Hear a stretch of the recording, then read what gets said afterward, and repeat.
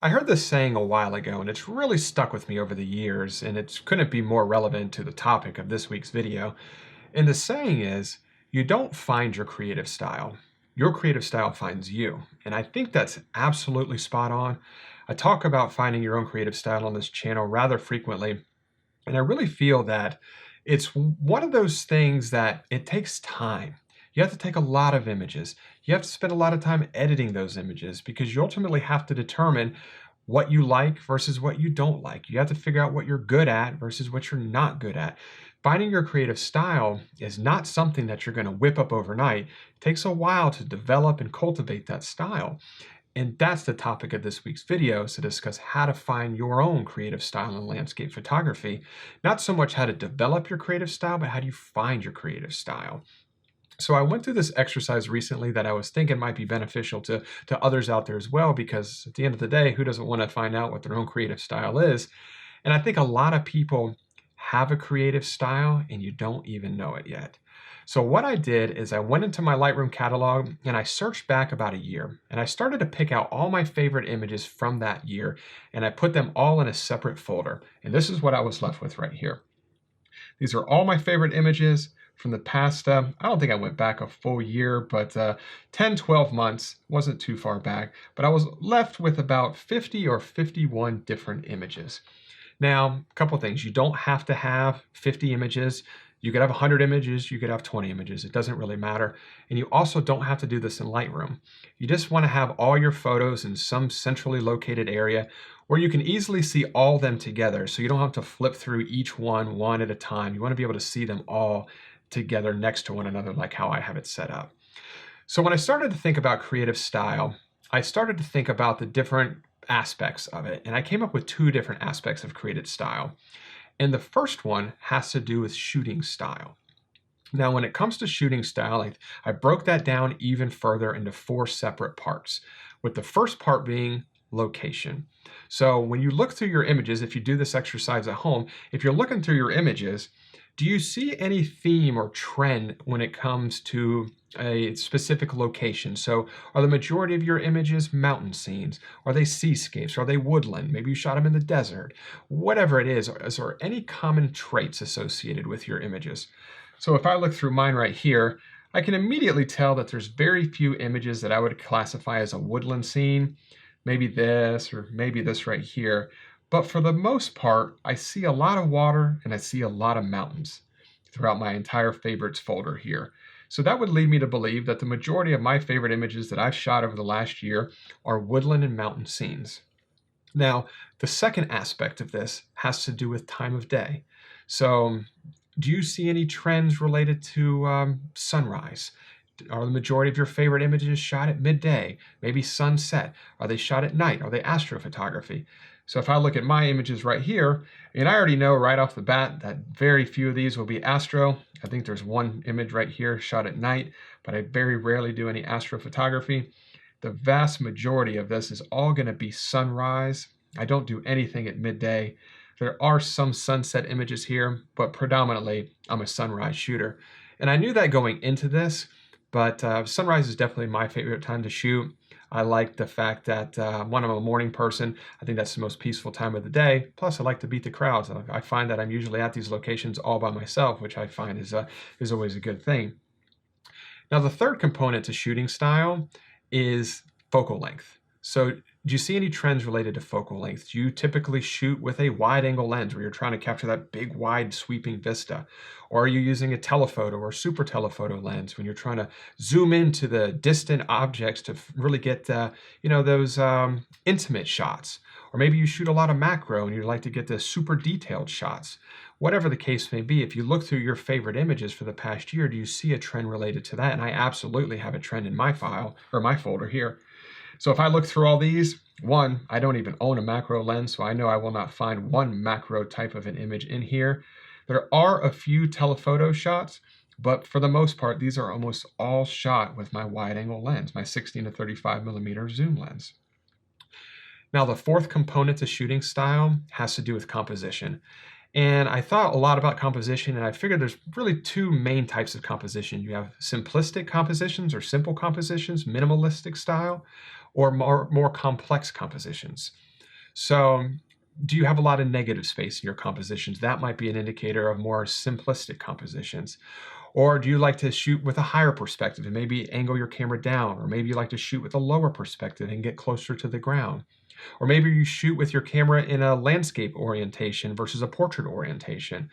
Or maybe you like to put a foreground element in almost all of your images. So look through your favorite folders and see if you notice any type of a trend from that perspective as well.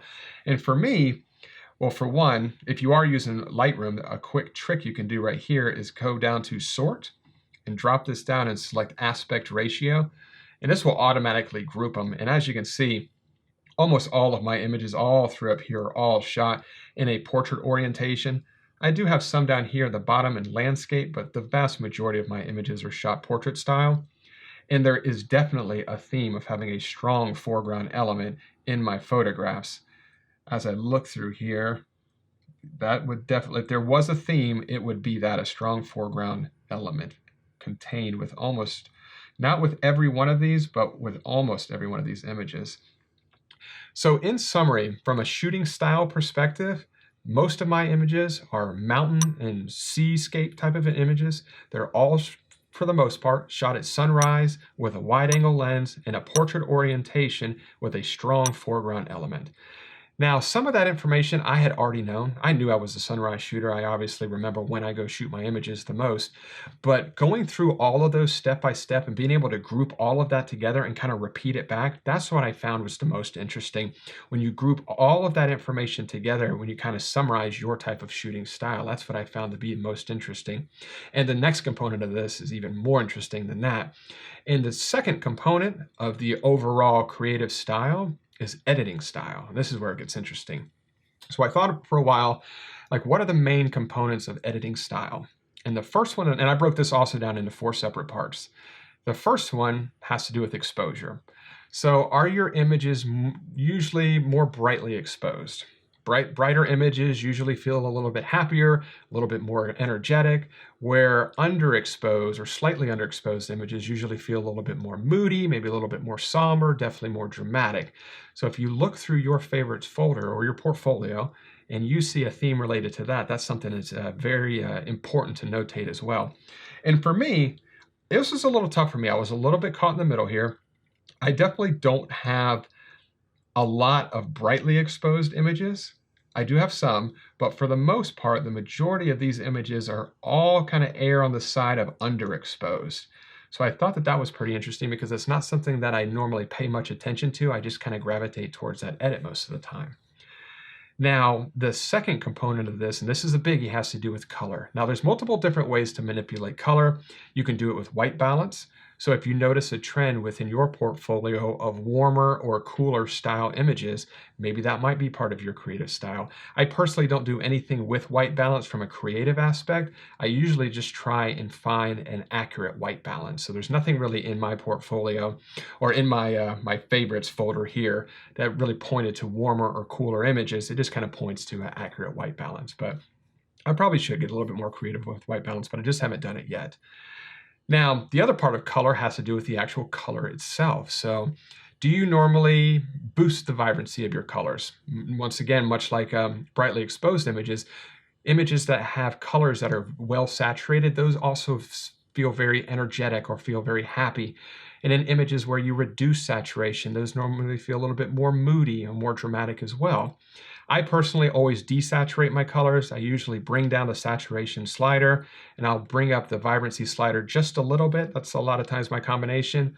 Or I'll bring down saturation and I'll also bring down vibrancy. But regardless, I'm always desaturating my colors in some form or fashion. And if you look through my folder here, that trend is very evident. Sure, there are some images like this right here where the colors are very strong, but for the most part, almost all of these images have a somewhat subdued color palette, and that's something that I definitely always kind of pay attention to when I'm editing my images. And then the third component of color is black and white. And is that a trend? That's a huge creative style that a lot of people possess. I don't do anything with black and white, so there's nothing related in my portfolio to black and white, so that's definitely not part of my creative style. Now, the third component to editing style, and this one was very interesting, but it has to do with crop. And I thought a lot about this, but a crop is very much a very strong part of the editing workflow, and it's something that's very synonymous with someone's creative style. So since the majority of my images are shot in a portrait orientation, I almost always put a 4:5 crop on those. I never even thought about it. I do it so robotic, but when I went through this exercise, it just kind of dawned on me that I use a 4:5 crop on just about everything. And you might notice a trend in your images as well. Maybe you like the widescreen look, the 16:9 or 16:10 widescreen. Or maybe you like a square crop, a 1:1. Whatever the case may be, if you can identify a trend on how you crop your images, maybe that might be a part of your creative style that you want to lean on moving forward as well.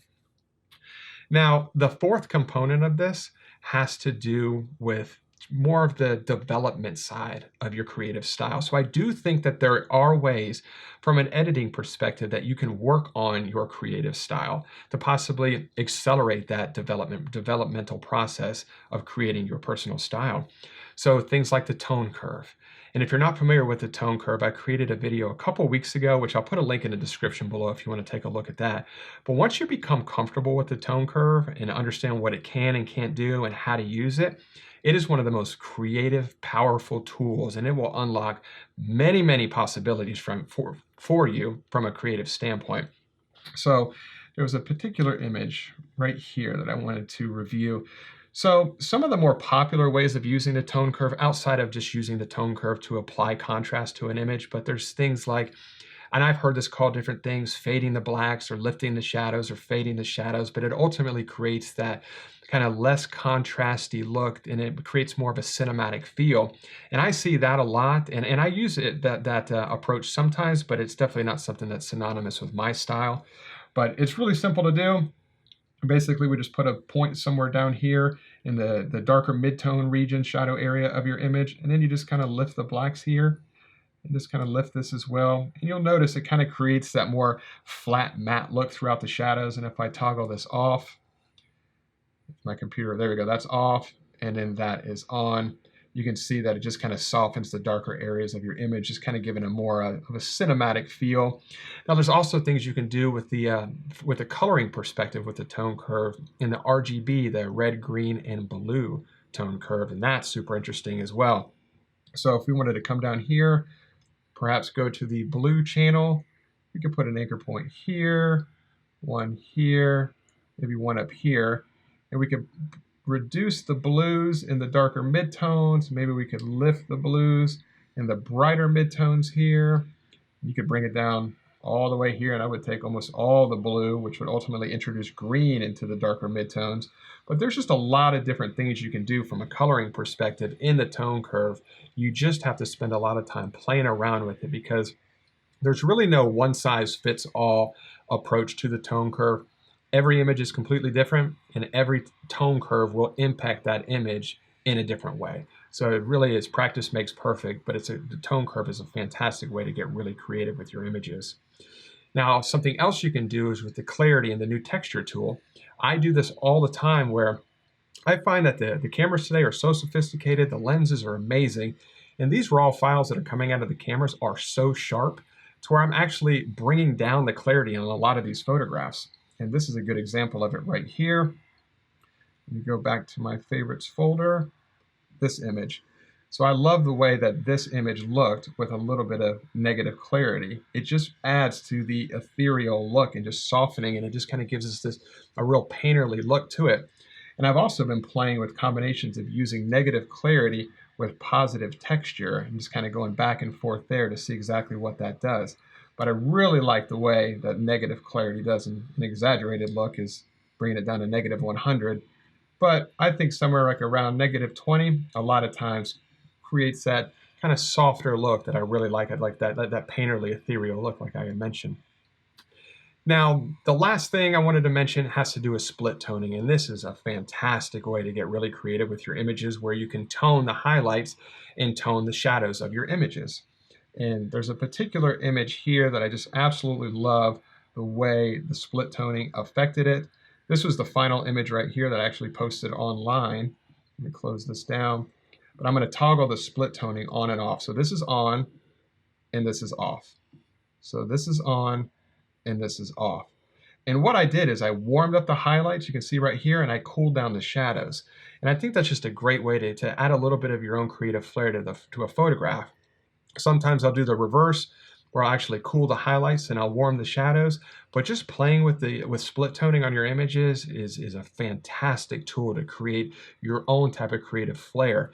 And if you find a split tone combination that you really like, create a preset just for it. That way you can apply it to multiple images at once, or just apply it to your images moving forward and kind of create a little bit of continuity from a creative aspect. So in summary, from this entire exercise, I was able to determine that my creative style is mountains and seascapes, shot with a wide-angle lens, at sunrise, in a portrait orientation with a strong foreground interest, usually a somewhat underexposed, with a muted color palette and a 4:5 crop. And once I put all that information together and I kind of read it back to myself, I found it very interesting because some of that information I knew, but when you read it all back together, all like that, start to finish, it really kind of shines a light, at least what it did for me. It kind of shined a spotlight on possibly what my creative style really is. And it really helped me to kind of think about what my style is now and where I want my style to be in the future and what I need to do differently to kind of work on that style. So that was the process I went through that I found pretty beneficial, and I hope you did as well. If you have any questions related to the video or anything, definitely leave them in the comments section below, and I guarantee I'll get back in touch with you. If you enjoyed this week's video, if you give it a thumbs up and subscribe to the channel if you're not subscribed already. And as always, I really do appreciate you watching this week's video, and I'll see you next week. Bye.